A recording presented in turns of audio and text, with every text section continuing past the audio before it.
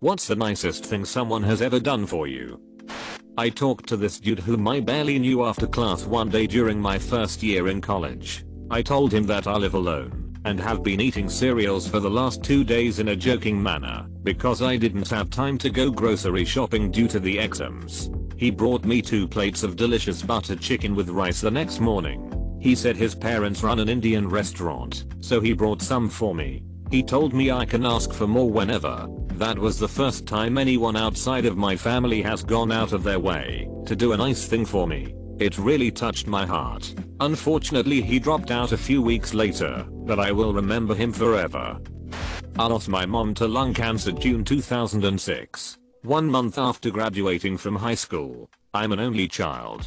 That August, I moved an hour from home to attend university, without fail. In every class we were asked what memorable thing we did over the summer. I spent my time telling people I had planned my mother's funeral. One girl I happened to share several classes with ended up being my across the hall neighbor.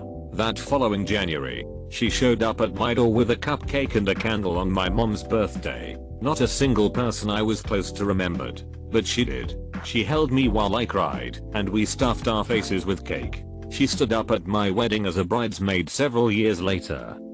When I was about 5, my mom was single and in nursing school. She had very little money, and we lived in this tiny 1-bedroom apartment. This elderly Greek man who lived in our apartment complex dressed up as Santa on Christmas Eve and brought me presents. I can still remember him saying ho ho ho, Merry Christmas, in that wonderful Greek accent.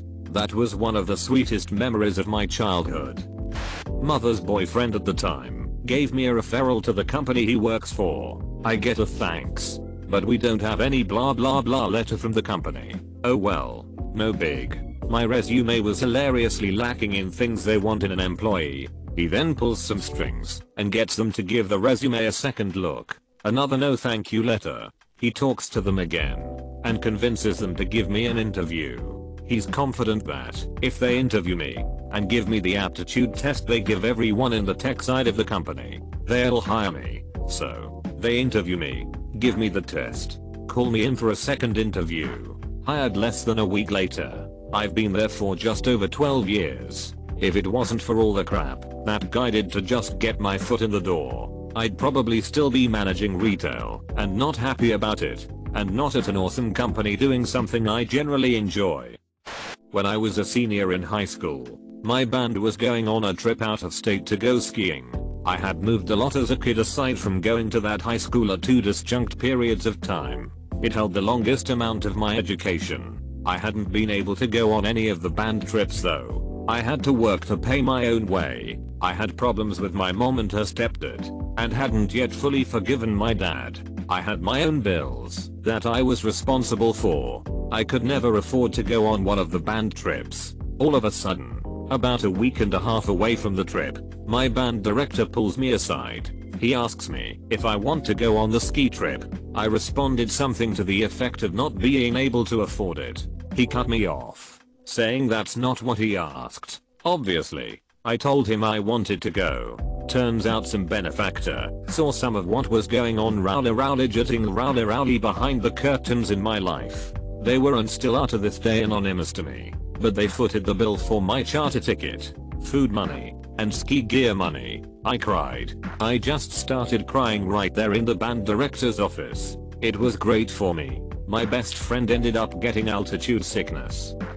Consoled me in a airport bathroom when I was crying my eyes out at having to leave my husband behind in another country for who knew how long. She was a cleaner who just saw that I was crying and without a word, grabbed a giant wad of paper towels and handed them to me. She then guided me to a little seating nook and just sat with me until I got myself under control. She talked about the latest movies and how she hated all the new pop songs and just kept talking until I stopped crying. She saved me that day. I just started driving, maybe had my license for a week. Went to go fill up gas for the first time. Realized I never learned how to fill up a car. A guy saw me struggling for about 10 minutes and he walked over, pulled out his credit, and showed me what to do. Ended up paying for my gas and teaching me a lesson. Never got his name or anything. It must have been my junior year of high school, and I was on a huge class trip, something like 60 students, to attend a conference 4 hours away from home. It was the week after Thanksgiving and this trip coincidentally landed on my birthday. I remember being really bummed out because I was barely starting to make friends outside of my classmates and I wasn't going to be able to celebrate it with them. I'll admit it, I was really mopey in the way teenagers get about dumb crap. Towards the end of the night, I was just sitting on my bed and my good friend from class came up to me and just said happy birthday like it was nothing. First and only person to wish me a happy birthday. I thought to myself. We chatted for a bit and he said, hey, let's go get you some food at the Denny's next door. I agreed and we left. On the way there, he did a pocket check and realized he didn't have his wallet and panicked. We went back to the room and found nothing. He was freaking the frick out, so we went to the lobby and asked the concierge if they had a lost and found. We called our teachers and had them ask everyone if they had seen it. He was tripping at this point. A few minutes later we get a call from the program director saying someone found it and turned it into him.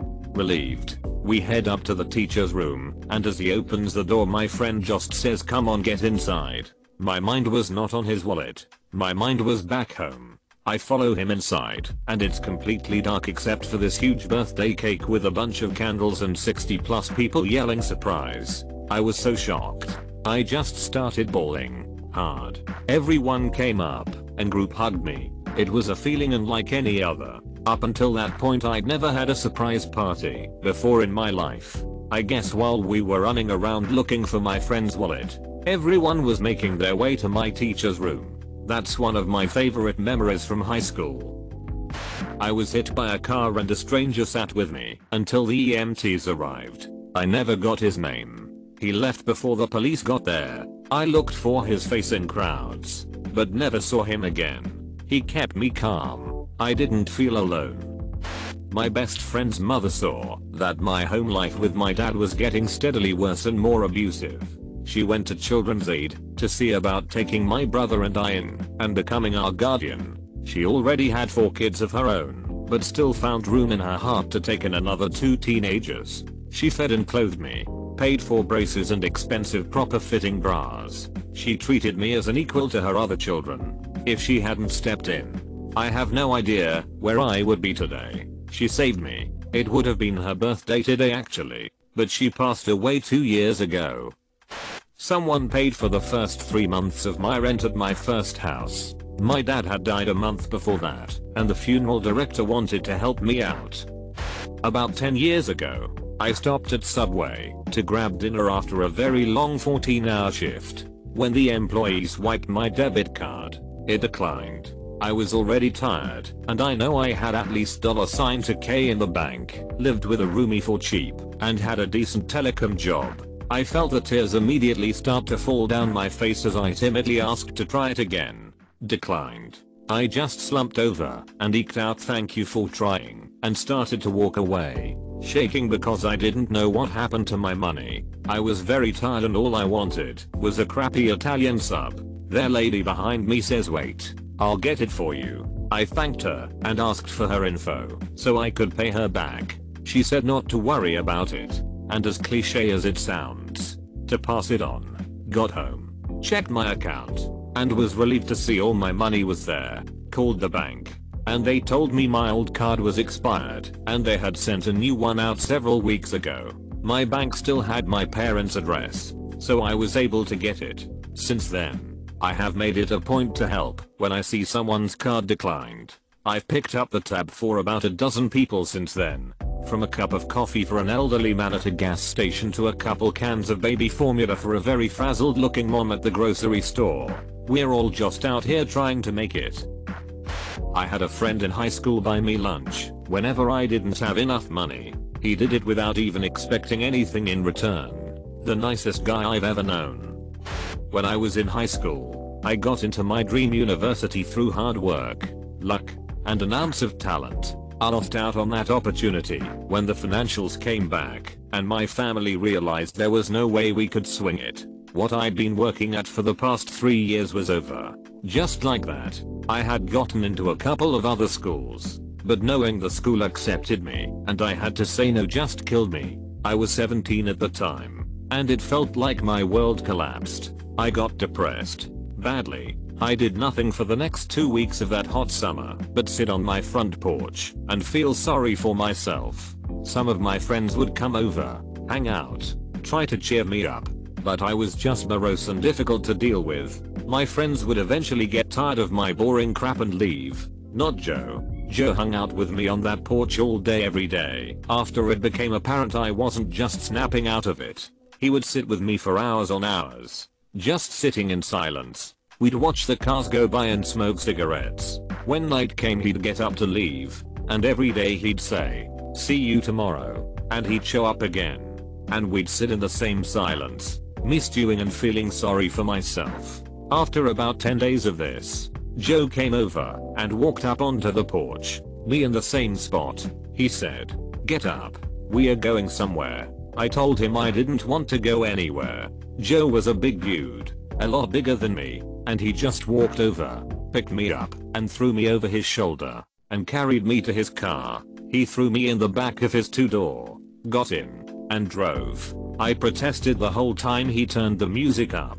We stopped by a friend's house, picked up 3 more people, who all crammed into his tiny car. He took us to the county fair, carried me in on his shoulder, and paid for my admission. He kept picking me up and carrying me from ride to ride, carnival game to game, and made me ride the tilt-a-whirl, throw balls, pick ducks, etc. Everyone had a great time while I was seething. At the end of the night, everyone was laughing and singing in the car as Joe dropped each of our friends off, me last. He let me out in my driveway and said, "See you tomorrow." I woke up feeling much better the next day.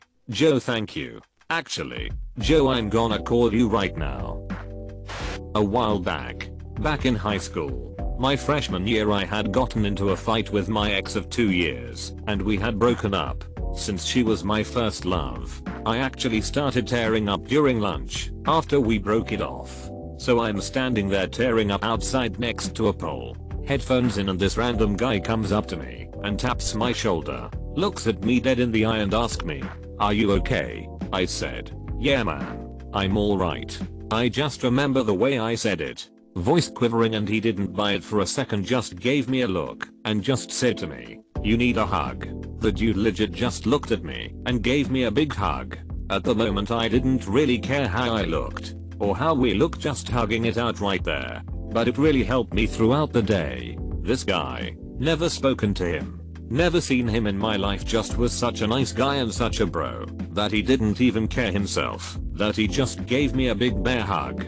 I never saw that dude again. I like to think he's out there giving the world a giant hug to this very day. Hug bro. If you're out there, thanks man. My parents adopted me. I asked a colleague to be a referee for me for a new job. She wrote me a letter of recommendation that, 11 years later, remains one of the nicest things anyone has ever said about me. All of the little efforts that I'd been putting in and getting no real attention for, she noticed and mentioned in a way that made me feel so seen. Bless you, Nat. I don't think anyone has made me feel so good about myself, ever. After a really hard year, my 2 closest friends and my mum said they were taking me to London for my birthday. Bizarrely they wanted to fly, and since I only lived in Liverpool that seemed odd. It wasn't until the airport, when I heard a security guard read the ticket as Liverpool to Barcelona, that I clicked. They took me to the opera, the Magic Fountains and Las Ramblas. There's like a million pictures of me constantly crying in happiness from that trip. It was just so kind to go to so much trouble, just to cheer me up. In high school my English teacher hugged me. She hated hugs and told me she believed in me, and a malicious side of me disappeared that day. I still recall it vividly, but it's oddly wonderful how a little belief and positive word can impact someone. I think she inspired my passion for reading, honestly. Moved in middle of 7th grade. New city, new junior high school. Lunch comes up, and I sit on the first bench I get to. Everyone else in a different part of the yard. Dave B walks over. "You're new, right? Come sit with us." He and I never really became friends, but I still remember that invitation decades later. When my grandmother died, my friend would FaceTime me when I couldn't sleep and tell me bedtime stories. Our safe word was pineapple. If she said that and I didn't answer, she knew I was sleeping and she could hang up. It might have been a little thing for her, but it made a huge difference for me. My wife is helping me survive cancer, and it isn't any fun, I can assure you. When I was hospitalized with Guillain-Barré syndrome, the first 2 days I was in the ICU on a ventilator. I was heavily drugged, but somehow I was still awake a lot of the time. There were 2 really kind nurses. The first one came in and said, "Hi, I'm Lil Rachel. They call me that because I'm short. Your grandparents are coming tonight, so let's get your hair done so you look pretty for them." She used rinse-free shampoo to clean my hair. I hadn't been able to shower for like 3 days before getting to the hospital due to balance/mobility issues, then brushed it and braided it and put it up in a bun. No one else cared about that. They were focused on keeping me alive, so that was really kind of her. The second nurse, I don't even know what she looked like. I had like a 4-5 hour head to toe MRI while still on the ventilator. I was crying and scared and didn't know WTF was going on, drugged to the gills, so every time I came out of the tube I started panicking. This lady was there to hold my hand, literally, and rub the back of it and tell me that I was okay. I was doing a great job, and we were almost done. Every time I came back out, I immediately reached a hand out, and she was right there to grab my hand and comfort me when I was scared and confused. Really, every nurse, doctor, physical therapist, and psychologist I saw when I was in the hospital was so incredibly kind to me. I'm crying just thinking back on how amazing every staff member was in the darkest and hardest part of my life. My neighbor, who is now 79, handed me a birthday card I gave from when I was 3. She didn't have grandchildren and told me I was perfect enough for her. I went home and cried. Literal, no one has ever done anything or even cared about me that for that long. Not even my own parents. So I could have died right there happy. My dog was sick. He was crying all night for the past 3 days. I don't know if he had a broken bone or something. I created a post here in Reddit asking for help of what can I do or what he could have. I couldn't afford a vet because of the hard situation of Venezuela, lack of food, health, security etc. But a college student like me sent me $15 to go to a vet, and that's what I did. And now the dog is fine equals. My stepmom continues to do nice things for me. I grew up with a very neglectful mother, emotionally, physically, and financially. My parents divorced when I was 12, and I was forced into a motherly position to my 2 younger sisters. My dad and stepmom married 3 months after the divorce was finalized, and because of my mom's anger and dislike of her, I never took the time to get to know her or be nice to her.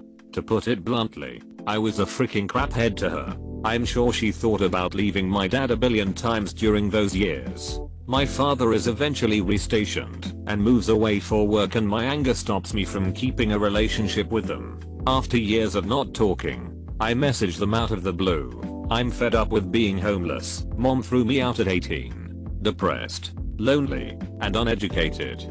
3 years of no communication, and after only 3 weeks texting back and forth, when I ask her if I could relocate to the West Coast to better my life, she not only purchases my plane ticket, but a plane ticket for my dog as well. I've been living with them for 2 years now. I'm 22 and I have my associates, and I'm working towards a bachelor's in biochemistry. My parents, especially my stepmom, have shown me what true unconditional love looks like and how parents are supposed to take care of their children.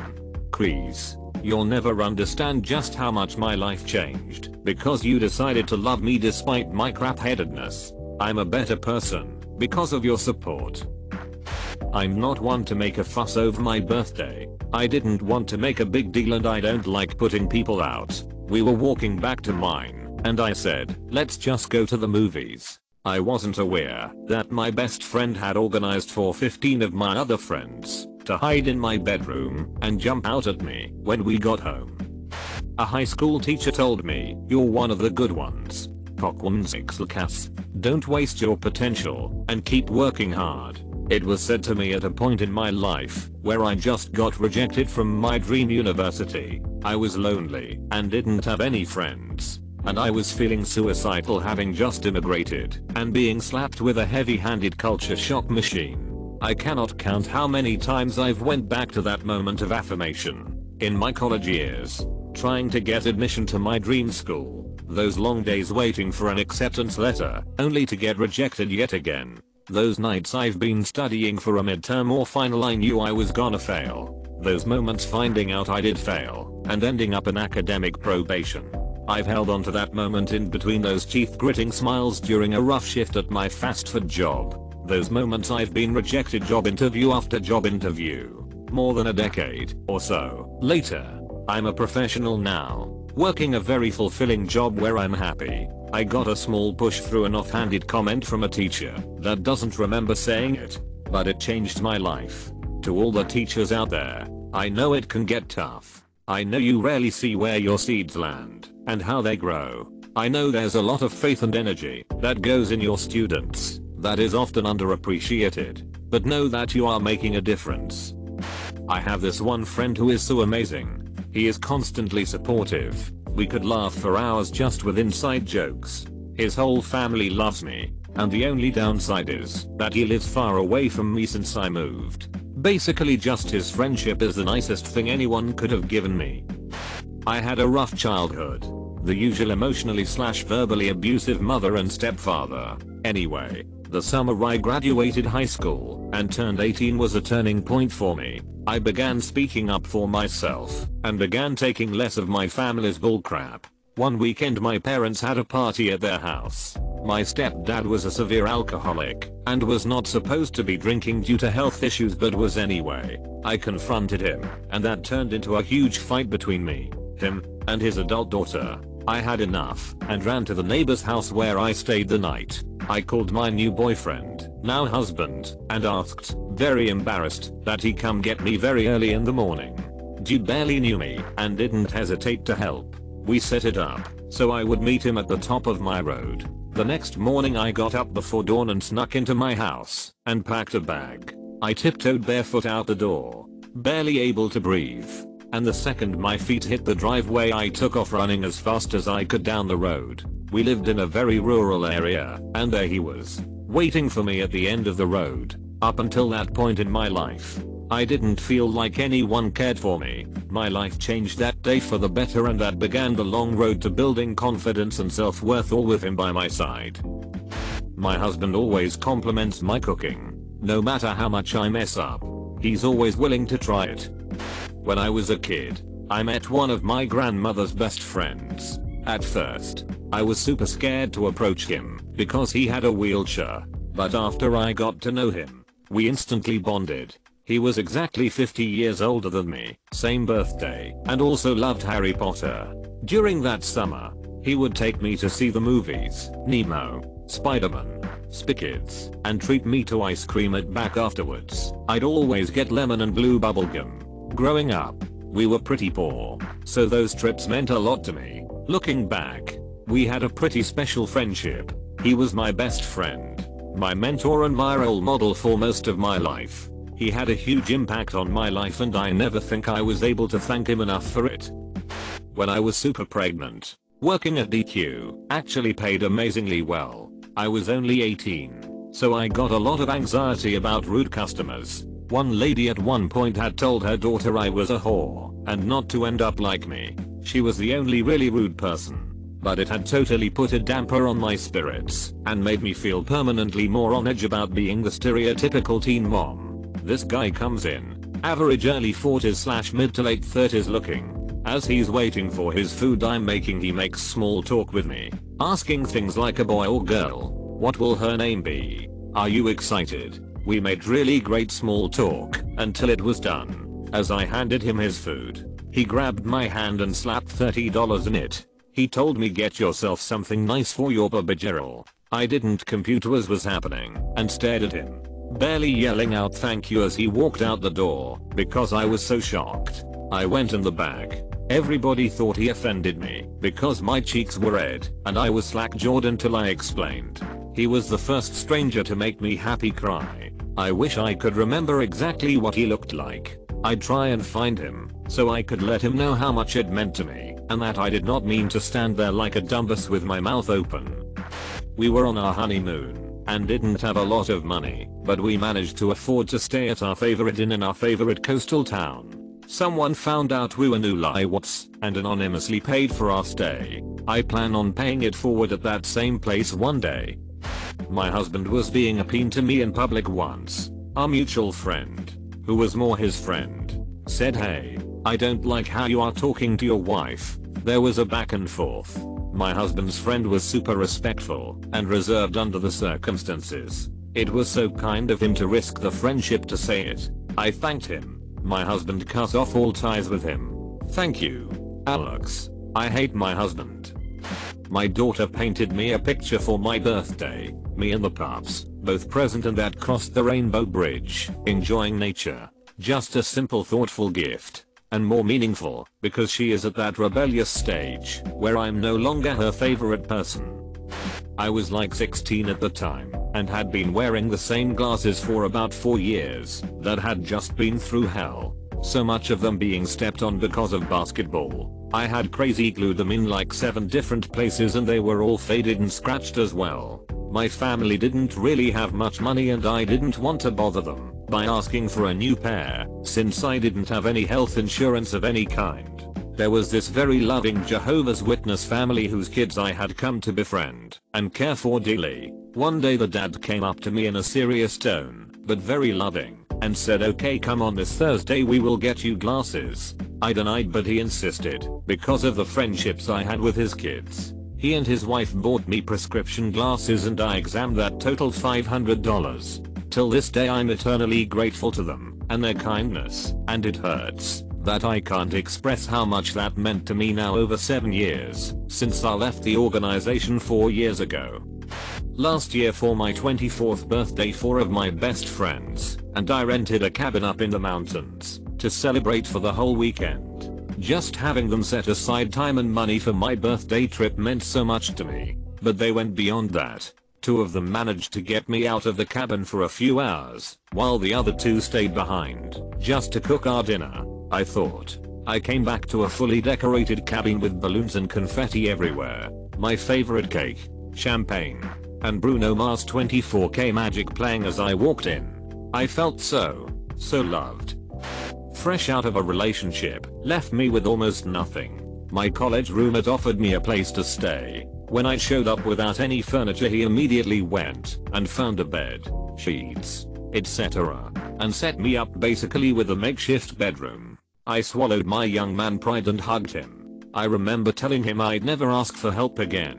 He simply said anything for a brother. He probably doesn't remember that night, but I'll never forget it. I've helped 4 people with places to stay to get back on their feet over the years, and it honestly humbles me anytime I help a friend in need because of him. My dad very unexpectedly died 2 or 3 days after the death. Our doorbell rang. It was our neighbor delivering a surprise KFC dinner for us. I found it extremely thoughtful, and at that time knowing somebody cared about us brought my spirits up a bit.